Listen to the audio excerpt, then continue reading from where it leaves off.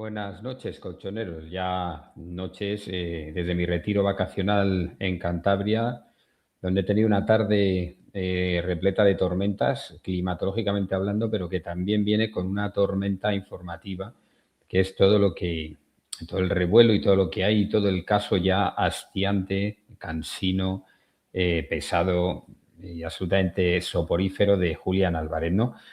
Y es un caso en el que por H o por B todo el mundo está jugándose unos faroles manifiestos.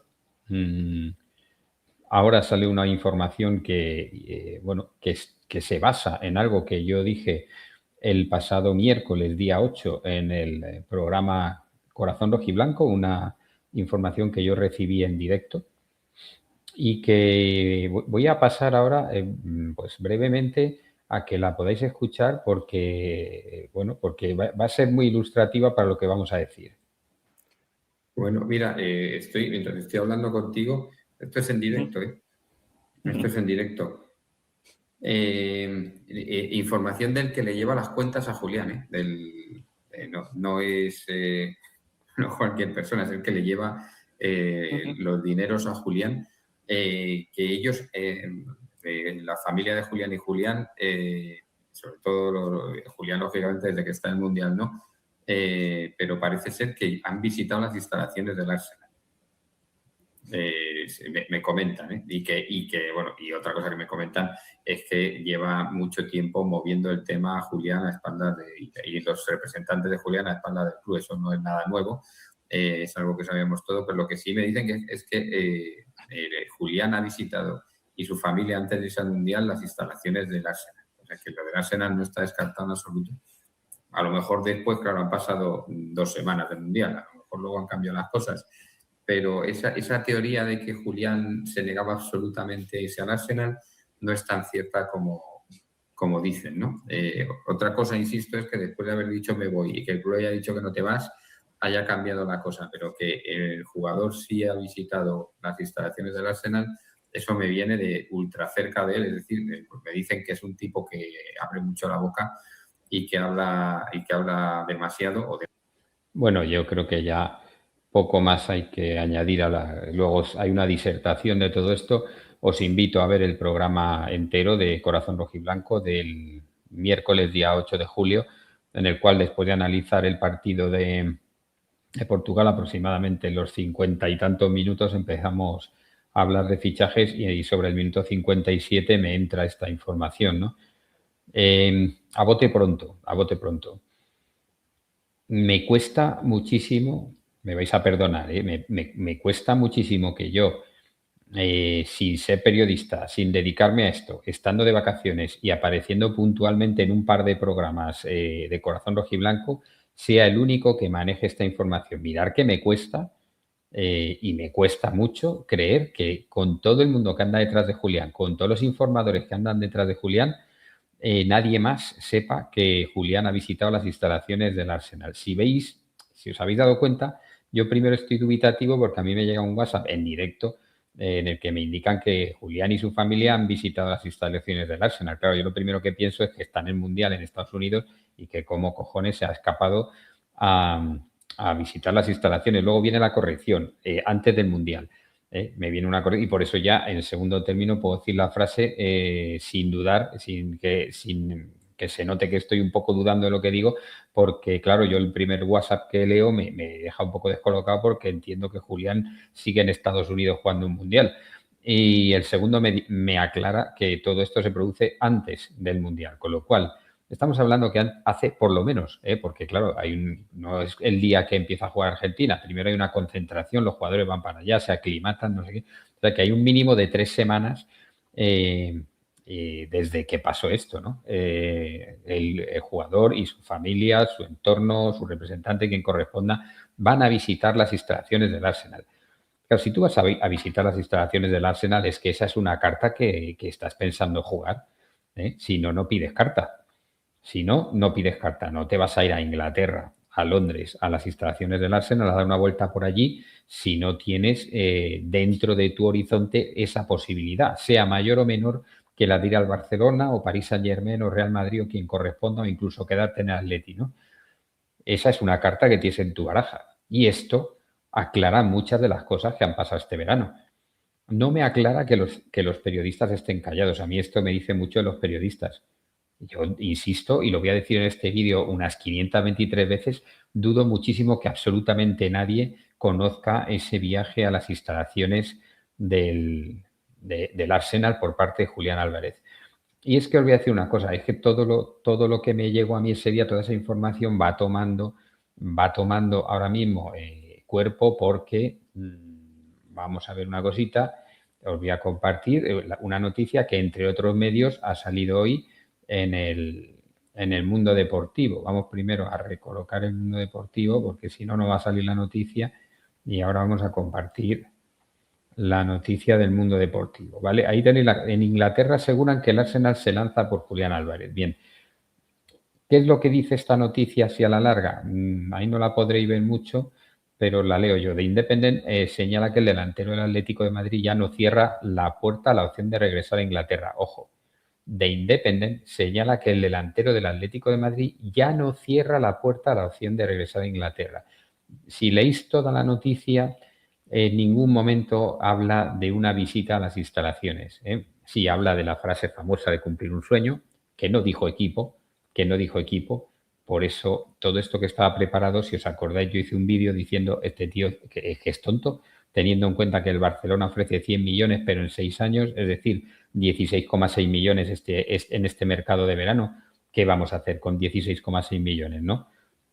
Se habla de una operación por parte del Arsenal que serían 100 millones de libras, es decir, unos 120, algo menos de 120 millones de euros, y que este paso adelante del Arsenal pues se da porque el Atlético de Madrid le cierra la puerta a Real Madrid y Barcelona y el Paris Saint-Germain parece que de momento no termina de lanzarse a por el jugador, con lo cual el Arsenal, que en la información dicen que quiere cerrar cuanto antes, es decir, antes de la pretemporada, la incorporación de Julián Álvarez, ya está en negociaciones con el Atlético de Madrid. Y además te dicen que el jugador pues ya no vería con tan malos ojos irse a Inglaterra. ¿Qué es lo que pasa aquí? Que tú esto lo lees sin la información que te doy yo y empiezas a decir, ¿qué está pasando aquí, no? Es que las cartas del Atlético de Madrid se han jugado sabiamente, le ha cerrado la puerta al Barcelona y al Madrid y por lo tanto el jugador se ve obligado a pensar en el Arsenal. Es que el Barcelona no tiene dinero y ya le ha dicho a Julián que le va a dejar en la estacada y Julián ya se ha dado cuenta que después de hablar no puede de ninguna manera volver al Estadio Metropolitano. Es que el Arsenal se ha dado cuenta de que ahora como el Atleti no vende y él es el único comprador, puede negociar de una manera más óptima. Hay muchas preguntas que se puede hacer el aficionado que cuenta exclusivamente con la información de los medios de comunicación y yo os voy a decir por enésima vez, y no va a ser la última que os lo diga, que me cuesta mucho creer que absolutamente ningún periodista, ni de este país, ni de Argentina, voy a tratarlo como si fuera otro país, Cataluña, ni de Inglaterra supieran absolutamente nada de la visita de Julián Álvarez a las instalaciones del Arsenal antes de irse al Mundial con el entorno del jugador, ¿no? Bien, ¿por qué esta noticia es rigurosamente cierta? Pues primero porque 4 días después sale esto en varios medios de comunicación y además con cifras muy concretas por parte del Arsenal, además con información muy concreta respecto al posicionamiento del jugador, al posicionamiento del Atlético de Madrid y a que parece que hay un poco más de predisposición por parte de todos de poder llegar a un buen puerto, ¿no? Eso lo primero. Cuando yo suelto esto el pasado miércoles y hoy domingo, los medios que no han soltado nada al respecto ya empiezan a lanzar esta información, resulta que tan mal encaminado no iría el que me manda el WhatsApp.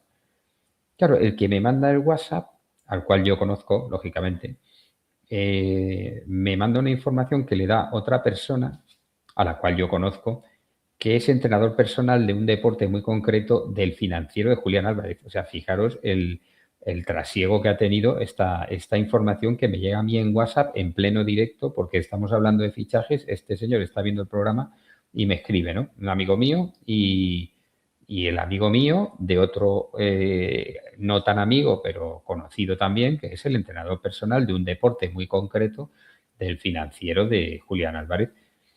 que nos indica en esta catarata de WhatsApps que me llegan a mí en directo al programa que este financiero, que le da mucho por hablar, pues había soltado esto, le habría contado que porque él es del Atleti, o sea, todos los intermediarios de esta información son aficionados del Atleti, no hay ni un periodista metido en todo esto, y el financiero les habría contado que a su entrenador esta situación de Julián Álvarez, ¿no? En confianza, porque tú me entrenas, yo soy tu colega y como soy guay, te cuento algo que yo creo que no debería haberle contado, pero así ha llegado la información a mí.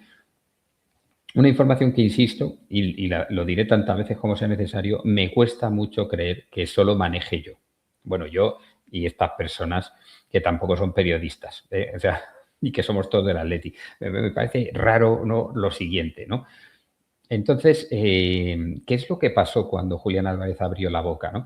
Si os dais cuenta, Julián Álvarez dice que lo mejor es una transferencia, se debe referir a ejecutar un pago vía bancario, si no, no tiene sentido.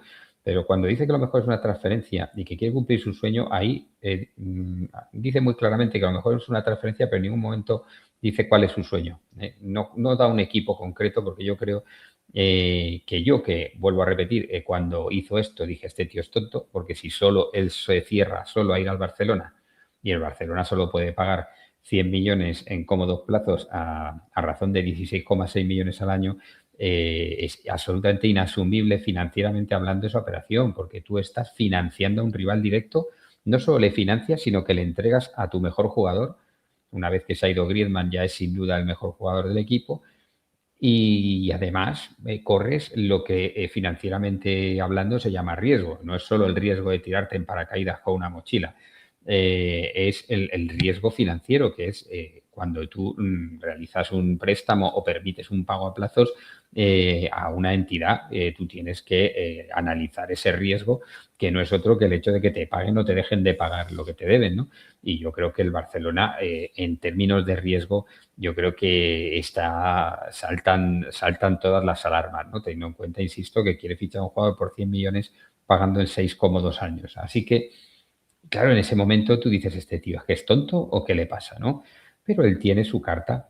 Él ya había, cuando dice esto, ya había visitado las instalaciones del Arsenal, ya tenía un plan B, ya tenía una puerta de atrás. Tenía la puerta grande, que era salir al Barcelona, y tiene la puerta de atrás, que es el Arsenal. Ahora te dicen que, bueno, que ya el Arsenal se lanza, que es que el Atleti se cierra a negociar con el Barcelona, que es que el jugador ya no es tan reticente a volver a Inglaterra.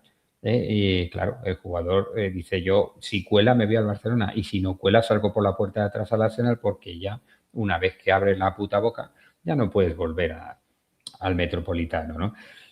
Y empiezan las piezas del puzzle a cuadrar, ¿no? Y empieza todo a tener sentido.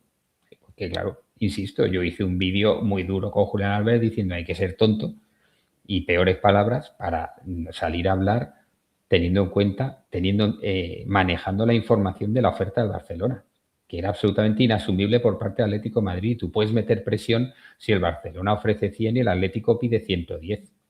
Tú puedes salir ahí y decir, vamos a ir llegando a un acuerdo, señores, que el Barcelona ofrece 100, así puestos así uno detrás de otro, y vosotros pedís 110, vamos a ver si entre unos y otros llegáis al 105, al evidentísimo 105, y llegáis a un acuerdo. Pero cuando la operación es inasumible, porque ese es el caso en el que un jugador dice, venga, hombre, sale a la palestra, venga, hombre, que quiero salir, vamos a no ponernos obtusos, vamos a llegar a un acuerdo que las diferencias están en 10 millones, en 8 millones, pero no cuando te quieren pagar 16,6 millones por un jugador que te ha costado 90. No sé si me entendéis, ¿no? Es inasumible, con lo cual tú, por mucho que quieras meter una pequeña presión o mucha presión o una presión de olla a presión, tú no vas a conseguir de ninguna de las maneras que el Atlético de Madrid pase por el aro de los 16,6 millones. Entonces, a mí me parecía un movimiento absolutamente inexplicable, o sea, de explotarme el cerebelo, de decir quién aconseja a este chaval, pero con la carta Arsenal metida debajo de la manga ya tiene un poquito más de sentido, ¿no? Porque yo digo mi sueño, todo el mundo sobreentiende lo que dicen desde Barcelona y lo que todo el mundo quiere filtrar, que es que yo me quiero al Barcelona, pero tengo la carta del Arsenal debajo de la manga. Llega el 12 de julio o el día que corresponda, y aquí el Atlético de Madrid no ha dado su brazo a torcer, pues lógicamente ni lo va a dar porque las condiciones, insisto, o el Barcelona obtiene un crédito o no puedes tú financiar una operación de tal envergadura a un rival directo al cual entregas sin haber pagado más que 16,6 millones a un jugador de 90 millones. O sea, asumes el riesgo, asumes la financiación y le entregas al jugador. Eso, lógicamente, así hace negocios cualquiera, ¿no? Y, lógicamente, el Atlético de Madrid por esa no iba a colar. Entonces, es lógico que aparezca el plan B, que es el Arsenal. Es lógico que el Atlético abra un poco más los oídos con el Arsenal que con el Barcelona o el Real Madrid, porque es el propio jugador el que te ha metido el barro en la cocina, y es lógico que el jugador ahora sí diga, bueno, pues me abro a la opción Arsenal porque ya he montado el incendio, he echado más gasolina y yo ahora aquí no me puedo quedar, tengo que salir por la ventana. Así que el puzzle se junta solo, no hace falta ser un genio. Insisto, en lo que sí que hace falta que alguien dé algún tipo de explicación es por qué ningún periodista, porque yo no soy periodista, si yo fuera periodista diría, ¿por qué ningún otro periodista? Pero es que yo no soy periodista y las personas que me han facilitado la información tampoco. Entonces, ¿por qué ni un solo periodista maneja esta información? O la manejan pero no la dicen. O queremos seguir vendiendo periódicos y seguir tirando bombas de humo de que Julián se va, Julián se queda, Julián solo quiere ir al Barcelona, Julián ya tiene casa en Barcelona, el padre está negociando con todas las agencias de representación para cambiar de representante, una serie de patrañas que han contado, que el Barcelona ahora va a decir que 100 no, que 80, que Apolo le ha dicho a Gilmarín que hay que vender a Julián al Barcelona porque la imagen se está deteriorando, la del club, y eso daña al merchandising. O sea, se han dicho una serie de gilipolleces de un calibre tal que, lógicamente, queda muy retratado este tema del periodismo y la comunicación, sobre todo en el entorno de Barcelona, que ya hicieron un papelazo los 2 últimos años con el tema Nico Williams y que este año se han empeñado en repetir actuación con Julián Álvarez, ¿no? Todo esto no quiere decir que sea inminente la salida de Julián, todo esto no quiere decir que ya esté vendido al Arsenal, todo esto no quiere decir ni siquiera que se vaya a ir a ninguna parte, pero lo que quiere decir es que nos han estado mintiendo todo el rato y nos siguen mintiendo. Siguen callándose que Julián ha estado visitando las instalaciones del Arsenal. Y esa información, pues que a mí me llega, pues, insisto, de una persona ultra cercana a Julián, que no es otro, insisto, el que le lleva los números, no es falsa. Y se ha visto que no es falsa 4 días después, porque yo suelto esta bomba y nos vamos a hablar de los cuartos de final contra Bélgica en el siguiente programa. Y hemos jugado contra Bélgica, hemos eliminado a Bélgica. Ahora, mañana habrá que hablar del partido contra Francia. Y de repente, 4 días después, sale en la prensa, no solo en la prensa catalana, también en la inglesa y también en algunos medios de prensa generalista, que el Arsenal apuesta fuerte por Julián. ¿Es casualidad? No es casualidad. Las casualidades no existen, amigos. Y si a mí me han dicho que estuvo visitando las instalaciones y ahora sale esto, 2 más 2 son 4. 2 más 2 son 4. La opción Julián la tiene. Que luego lleguen a un acuerdo el Atleti y el Arsenal, ahí está. Pero que era mentira todo lo que nos han estado contando de que la única opción era el Barcelona, que su sueño era el Barcelona, que le dejaran irse al Barcelona. Eso todo es mentira porque el propio jugador sabía que el Barcelona no tenía la capacidad para cometer el fichaje. Otra cosa es que pasado mañana le den un crédito al Barcelona, una palanca, o que les salga el dinero de debajo de las piedras, que eso no sería ni la primera ni la segunda vez que pasa con el Barcelona, ¿no? Pero que la situación no era para haber salido a hablar y que era muy rara, ya os lo dije yo en su momento. Y bueno, y todo tiene una explicación. Todo tiene una explicación y aquí lo tuvimos el pasado miércoles en primicia en Corazón Rojiblanco. Os recomiendo ver el programa porque salen cosas y no pocas. No es ni la primera ni la segunda vez que damos una primicia de este tipo. Y si os dais cuenta, sigue nadie, absolutamente nadie, sin hablar de esta información que dimos en directo, que la di personalmente yo, de que Julián estuvo en las instalaciones del Arsenal. En todo este proceso, en todo este periodo de tiempo en el que se ha estado diciendo que la única opción que manejaba el jugador era el Barcelona, resulta que ya había ido a ver las instalaciones del Arsenal. Así que la mentira desde el día 1 hasta hoy, que todavía se callan esto y que todavía parece como si de repente todos se hubieran dado cuenta que no hay más remedio que negociar en esta vía que es la del Arsenal, ¿no? Así que ahí queda la bomba que solté en Corazón Rojiblanco el día 8, ahí queda la información que está saliendo ya en los medios a día 12 y, bueno, y yo creo que en vacaciones todavía entraré una o dos veces más en Corazón Rojiblanco y seguiremos de cerca esta noticia, ¿no? Luego, en tema mundial, que lo tengo un poquito más abandonado, aunque sí que he salido en un par de programas en Corazón Rojiblancos, quería comentar que, bueno, estamos en semifinales, que la selección, sin haber enamorado absolutamente a nadie, se ha metido en semifinales contra Francia, que Francia, siendo el mejor equipo del campeonato y siendo un equipo alegre, vivaracho y que ofensivamente es muy peligroso, está en el mismo sitio que nosotros, que no hemos hecho nada y que todavía tiene que aparecer jugadores importantes que no han aparecido, con lo cual, como nos dé porque aparezcan estos jugadores, vamos a ser muy peligrosos.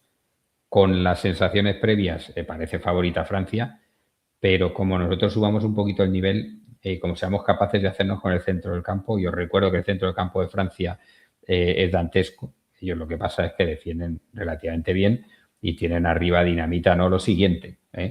Pero si tú, que España en los dos últimos partidos oficiales que hemos jugado contra ellos les hemos ganado, si España logra quedarse el balón y que arriba llegue muy poco el balón, lógicamente vamos a tener nuestras opciones. No es que vayamos a arrasarles, porque ya a estas alturas no se arrasa nadie, pero vamos a tener nuestras opciones.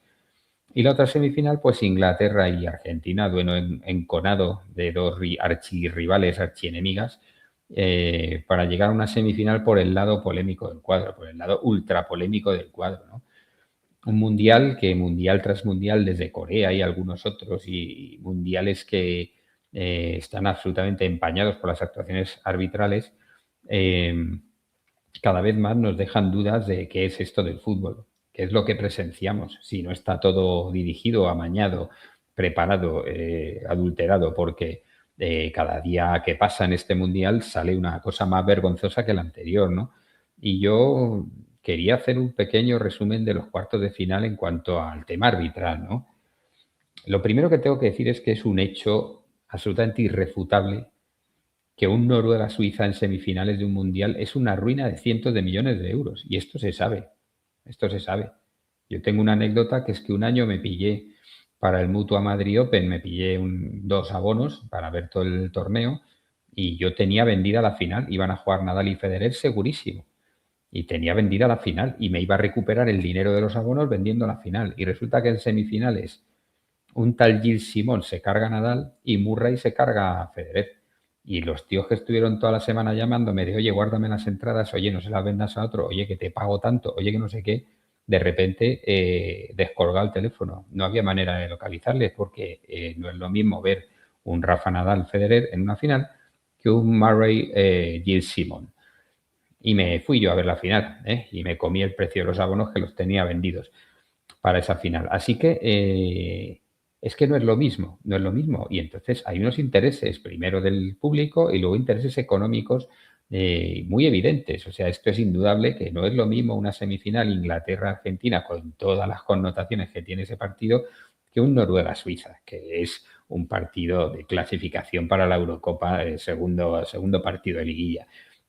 Es que no es lo mismo. Y ahí hay mucho dinero en juego. Hay muchísimo dinero en juego. Igual que cambiaron el formato de la Copa cuando hubo una final, no sé si fue Osasuna-Betis, una cosa así, o Mallorca-Huelva. O sea, hubo un par de finales seguidas que fueron dantescas y decidieron volver a un formato de Copa que garantizase que los grandes estarían ahí, retirando a los equipos que están jugando Europa de las primeras 4 o 5 rondas, apareciendo en octavos de final y apareciendo ya prácticamente cuando solo quedan equipos de primera y además en el sorteo te los meten contra los de segunda B que queden, si es que queda alguno, ¿no?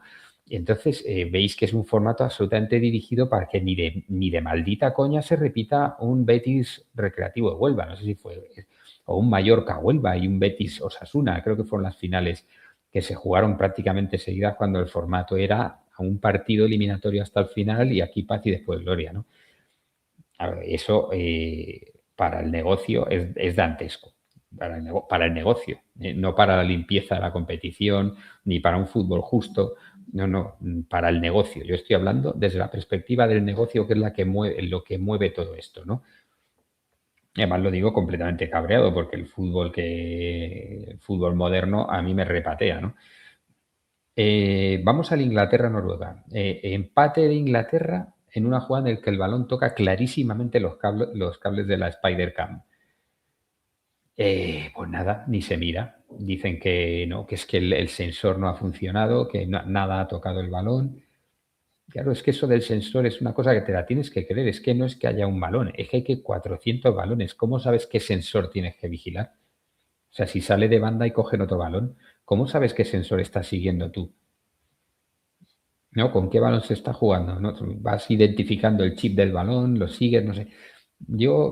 Son cosas que te tienes que creer demasiadas cosas teniendo en cuenta la de dinero que hay en juego y la de intereses que hay detrás del fútbol, que te tengas que creer que cada vez que sale de banda el balón, que cambian de balón, tienen perfectamente identificado el balón con el que se está jugando y los sensores de turno. Bueno, te lo tienes que creer. Pues venga, vamos a creérnoslo. Que el sensor no funcionó. No, joder. Pues si tú ves el balón va sacado del portero de campo a campo y de repente cae verticalmente. Cae verticalmente. Eso es imposible que sea un golpe de viento o un efecto. Eso es que ha pegado clarísimamente toca en los cables de la Spider-Cam. Y ahí, 2 pases después, llega el gol. Esa jugada no puede ser validada. En el segundo tiempo, que el principio del segundo tiempo es un avasalle de los noruegos a la portería inglesa, hay un cabezazo al larguero de Noruega y el rechace le cae a un jugador que está debajo de los palos para empujarla de cabeza y meter el gol más fácil de la historia. A ese señor le meten un empujón que flipas. Le meten un empujón, le tiran al suelo y el señor que le mete el empujón despeja el balón. Eso ni se revisa, ni se da penalti, ni se saca tarjeta. O sea, un empujón flagrante, flagrante. Ahí se queda esa jugada en el limbo. Hay un córner para Noruega. En ese córner hay 4 agarrones de los ingleses. Hay 4 ingleses agarrando a 4 jugadores noruegos porque le estaban pasando muy mal por alto. Y al final, en un momento dado, cuando ya ha habido un primer remate, Haaland se zafa de su marcaje dándole un empujón tan empujón como el de la jugada que hemos comentado anteriormente. Esa jugada termina en gol, un gol en el que Haaland no interviene en absoluto y se anula por ese empujón. Hay que recordar, dentro de lo que son las normas del fútbol, que si en una jugada hay 2 infracciones a la vez, es decir, a mí me están agarrando, al otro le están agarrando, al otro le están agarrando y hay un compañero mío dando un empujón, lo que se pita siempre es la infracción más grave y la infracción más grave es el penalti. ¿Vale? Se anula un gol y no se pita el penalti. Bueno, ya van 2, ¿no? 2 y contando el cablecito 3. Balón al área de Inglaterra, el portero sale, choca con un defensa o con un compañero suyo, cae al suelo, la jugada sigue, Noruega vuelve a colgar el balón con mucho peligro al área y mientras vuela el balón el árbitro pita falta al portero cuando se choca con un compañero. No sé, es una cosa, el arbitraje de este partido es demencial y todas estas jugadas son en un rato del segundo tiempo en el que tenía absolutamente encerrada Noruega a Inglaterra. Para mí, muy decisiva la actuación arbitral y muy rarita la actuación arbitral. Y luego llega lo de la Argentina-Suiza, que es a mí, que la gente dice que acusamos a Argentina, que no sé qué. No, yo no acuso a nadie. Yo digo lo que hay y lo que se arbitra, ¿no? Hay una expulsión de un jugador suizo, según empata Suiza, o sea, empata Suiza y a los 3 minutos expulsan a un jugador suizo. Claro, cuando te ha empatado Suiza, la cosa se le pone de colores a la selección albiceleste y la expulsión pues allana el camino, que duda cabe, ¿no? Es una expulsión por una perversión absoluta en la aplicación de una nueva norma. Hay una nueva norma que dice que el VAR tiene que intervenir cuando exista un error de identidad. ¿Qué es un error de identidad? ¿Alguien ha entendido como error de identidad algo distinto a una situación en la que el árbitro saque tarjeta al 3 de un equipo y resulta que la tarjeta tenía que ser al 5 de ese mismo equipo? ¿Hay alguien que haya entendido algo distinto? Es decir, hay un tumulto, se están empujando varios, y entonces tenemos el típico error de Rafa Guerrero de toda la vida, de ha sido el 5 penalti expulsión, Rafa, no me jodas. Pues esa famosa imagen en la que el Rafa no solamente se equivoca de jugador, sino que se equivoca de todo, pues esa jugada es la que se corregiría. Expulsan al 5 y no había sido el 5. Bueno, pues claro, el error de identidad resulta que es intraequipos. ¿Cómo puede haber un error de identidad intraequipos? No, no. Lo que hay ahí es un error de apreciación. Y en un error de apreciación no puede entrar el VAR. No se contempla la intervención del VAR. Si un tío hace una falta, o sea, y le sacan tarjeta y resulta que no era ni falta ni tarjeta. Ahí no se contempla la intervención del VAR, ¿vale? Se contempla si es la segunda amarilla. Si es la segunda amarilla, hay una nueva norma que sí que dice que el VAR puede intervenir para decir, oye, esta segunda amarilla no es amarilla, no era la segunda amarilla, y la FIFA aduce a que se interviene porque ha habido un error de identidad. Y el error de identidad, insisto, es cuando en un tumulto en el que ha habido empujones, pues tú le sacas una tarjeta al 5 y resulta que el 5 estaba bebiendo agua en la banda y alguien dice, no, no, era el 3, pues el 3. Y lo corriges y sacas la amarilla al que le corresponde. Que al final era cierto que el jugador se había tirado, que al final era cierto que cuando uno se tira es tarjeta. Todas esas cosas son ciertas. O sea, el fondo de la cuestión puede ser que se haga justicia porque un jugador se ha tirado y se le ha sacado una tarjeta por tirarse. Pero es que se ha aplicado el protocolo VAR de una manera absolutamente perversa. O sea, se ha manipulado la norma, que es el error de identidad, para corregir un error que nada tiene que ver con la identidad. Y se ha dicho que era un error de identidad porque saca la tarjeta al que no es. Pero no es un error de identidad, es un error de apreciación, porque no aprecia bien la jugada. No es que no se dé cuenta de qué jugadores estaban involucrados. A ver si me entiendo. O sea, a ver si me hago, no si me entiendo, a ver si me hago entender. Están pervirtiendo la norma de una manera que yo, insisto, no es que diga que no fuera justo sacarle la tarjeta a un tipo que ha simulado una falta, es que eso al revés yo juraría que no se hubiera pitado jamás. Eso en contra de Francia, contra Marruecos, yo juraría que no se hubiera pitado jamás. Eso en contra de Inglaterra, contra Noruega, yo juraría que no se habría pitado jamás. Eso es lo que yo juraría, que se ha hecho una utilización absolutamente perversa, y lo digo por última vez, de lo que es el presunto error de identidad, ¿no? Que es, insisto, que es confundirse de jugador dentro de un mismo equipo, no equivocarse en la apreciación de si ha sido falta o se ha tirado, ¿no? Porque en este sentido, en el Francia-Marruecos, hay un penalti en el que Mbappé se tira vergonzosamente y el penalti se finge revisarse y no se pita el penalti, se dice, no, no, es penalti, es penalti. ¿Por qué? Pues porque hay otra utilización del VAR absolutamente torticera, que es decir, que ha habido un contacto. Claro, ha habido un contacto porque el jugador en el momento de dejarse caer termina contactando con el defensor, pero no es el defensor el que hace caer al jugador. Mbappé ya tiene los dos pies arrastrando cuando contacta con el jugador. Tú nunca caes así cuando te hacen una falta. Nunca caes así. Siempre hay un pequeño tropiezo. ¿Por qué? Porque te dan una patada y te desequilibran. Aquí ya venía el jugador cayendo, venía con las dos piernas, los dos pies ya venían arrastrándose. ¿Por qué? Porque venía buscando el contacto. Nadie le había hecho nada. Él veía que iba a meter el pie en defensa y decía, pues yo me arrastro hasta que contacte con él. Se tira vergonzosamente. Y ahí el VAR no entra ni para ver que se tira ni para sacarle tarjeta por fingir. Ahí no. Ahí no. Ahí el VAR decide que no entra porque sí que ha habido un contacto. ¿Contacto de quién a quién? ¿Sabes? Porque hay veces que el delantero, cuando pasa por al lado de un defensor, le pega una pata al defensor y se tira. Y eso antes del VAR, se picaba en esas, pero vamos, se picaba una tras otra. Así que el tema arbitraje en este mundial a mí me deja un mundial con un prestigio por los suelos. Y eso que estamos en semifinales y que jugamos pues contra selecciones que cuidado con ellas. No sé si a partir de ahora ya el Mundial va a ser un cuadrangular justo, limpio y deportivo, o vamos a seguir con la misma tónica de decisiones absolutamente incomprensibles, ¿no? Porque en el España-Bélgica hay una mano en cada área. Y yo creo que el arbitraje de ambas es correcto. Yo creo que la del tiro de Maena pues está demasiado cerca y la posición del jugador de su mano es natural, y eso es lo que dice la norma. Y en la de Rodri el balón viene despejado en defensa de un compañero y eso es lo que dice la norma y que además está muy cerca. Eso es lo que dice la norma, o sea que la norma da la razón al árbitro en este partido, pero se quiere meter esta mano en el saco de todas las lindezas de los árbitros y a mí me parece que no.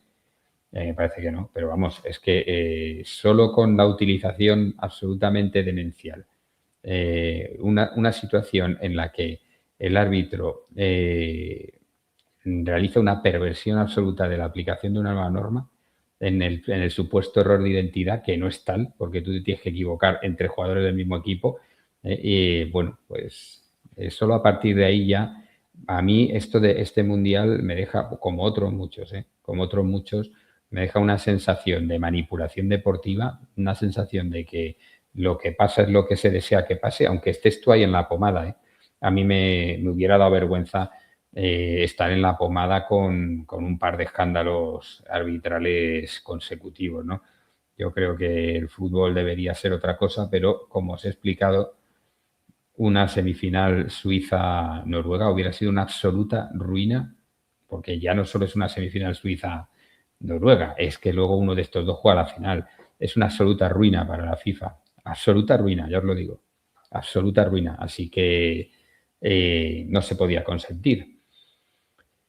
Así que estas dos cosas que hemos tratado, el tema arbitral en el Mundial y lo de Julián Álvarez. Lo de Julián Álvarez que lo adelanté el miércoles en Corazón Rojiblanco.